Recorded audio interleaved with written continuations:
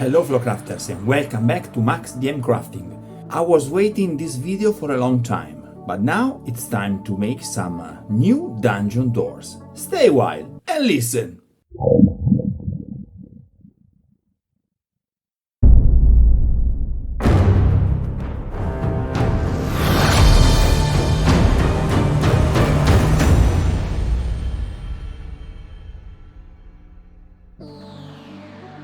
In this kind of project, it's very important that you proceed like a mounting line, guys. You need to understand that when you are producing several pieces that are basically the same, your work must to be very organized and very systematic. First of all, if you are one of my Patreon, you can download the template that I'm actually using for make these doors. If you are not a supporter, please consider to support me through Patreon or PayPal. If you donate with PayPal, I will manage to give you the link for downloading the template, guys. So check the description box below and download the template. Then we will create several doors that are all the same. I'm creating these doors for HeroQuest, but basically they are good for any dungeon crawler that you are actually playing on, okay? Without further ado, download the template and crack on!